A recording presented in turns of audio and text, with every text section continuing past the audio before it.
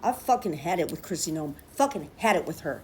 She thinks that she's gonna write a fucking rule that says, oh, Congress people can't come and do oversight anymore unless they give me 7 days notice so I can clean the place up, of course, because it's foul conditions here. And besides that, we don't have to give them oversight at all. If we just use all of our money for the ICE facilities from the big, beautiful pile of steaming dog shit instead of from what Congress has funded. So they think that they're gonna sidestep federal law by doing this. She has to go. Not just for this robotic nonsense answer that she gave to Jake Tapper. Good job. He did a good job here. I have to give credit where credit's due. We need more of this. A conclusion before an investigation, and there really isn't an answer other than you saw the video. I want to show some video to you right now and ask, what is the appropriate response for the police officers in this situation?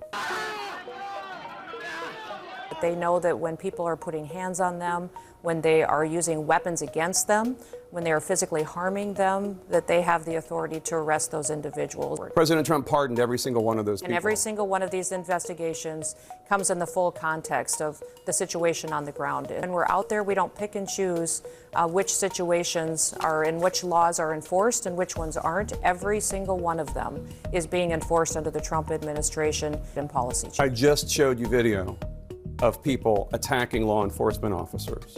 Undisputed proof, undisputed evidence. And I just said President Trump pardoned all of them. And you said that President Trump is enforcing all the laws equally. It's just not true. There's a different standard for law enforcement officials being attacked if they're being attacked by Trump supporters. We just saw that. And she should be impeached, if not just for that. We know that there's some shady things going on in ICE detention as far as gynecological exams. I launched a PSI investigation focused on the medical treatment of women detained by the Department of Homeland Security. This investigation has been bipartisan from start to finish, and I'd like to thank Ranking Member Johnson and his staff for their contributions. Our findings are deeply disturbing. It is the bipartisan finding of the subcommittee that female detainees in Georgia were subjected by a DHS contracted doctor to excessive, invasive, and often unnecessary gynecological surgeries and procedures with repeated failures to obtain informed medical consent. This is an extraordinarily disturbing finding, and in my view represents a catastrophic failure by the federal government to respect basic human rights.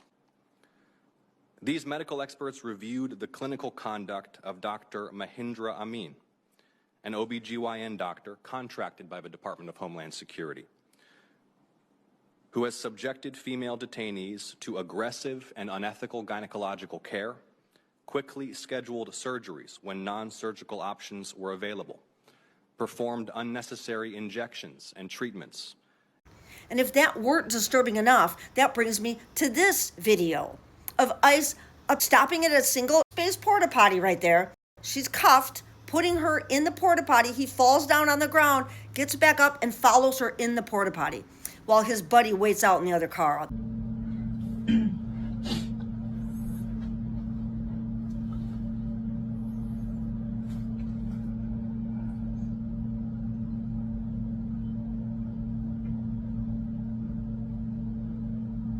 Oh, y agarraron a alguien. Ah, por...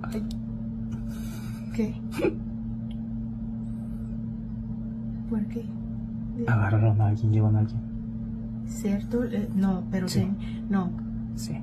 Porque el guardia se bajó. People, you know what this is. The IDF posts videos like this all day long on X. They'll grab a Palestinian prisoner, throw up against a wall, and all the other IDF soldiers will come and put the shields up so you can't see what the one officer is doing while they're waiting their turn. We've seen this. They're proud of it. They use it as a weapon of war. Is this enough now? Is this fucking enough?